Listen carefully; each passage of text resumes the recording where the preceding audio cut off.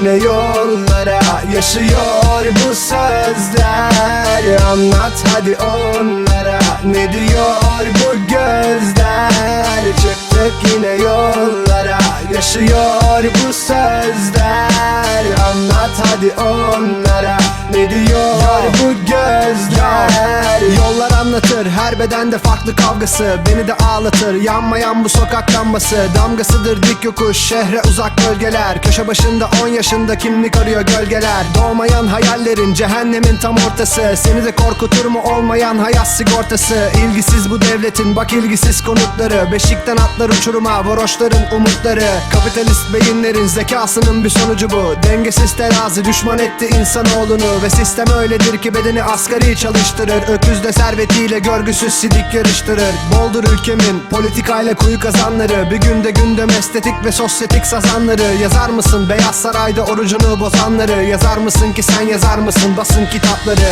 Çıktık yine yollara, yaşıyor bu sözler. Anlat hadi onlara, ne diyor bu gözler? Çıktık yine yollara, yaşıyor bu sözler. Anlat hadi onlara, ne diyor bu gözler? Kavgalar ve zor yaşam sebep geçim sıkıntısı. Bir iş bir evdi sadece mutluluk takıntısı. Sokaklarında büyüdüm hep, adımlarımla büyüdü rap. Ve yürüdüğümde sahnelerde belgesel gibiydi hep. Kulaklarında senfoni, çocuk silah siren sesi. Dudaklarında bir küfür ki bak hayat fakültesi. Master'ın bu burjuva, sanatta gerçek arıyorsan. Gözlerinde cümle çok, yazma dilini biliyorsan. Kalbinizde yüzleşin, varsa bölsün uykunu. Çelik kapıyla korumalar, zekana denk çözüm bu mu?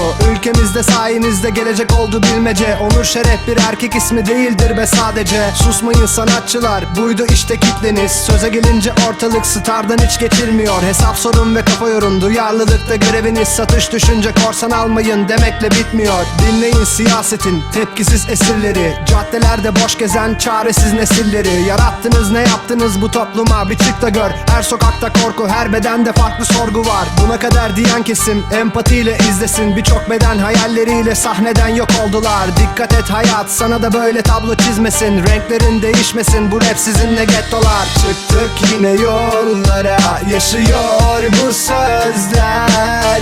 Anlat hadi onlara, ne diyor bu gözler? Çıktık yine yollara, yaşıyor bu sözler. Anlat hadi onlara, ne diyor bu gözler? Çıktık yine yollara, yollara, yollara.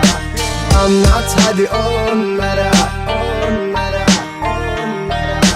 Çıktık yine yollara, yollara, yollara. Anlat hadi onlara, ne diyor bu gözler?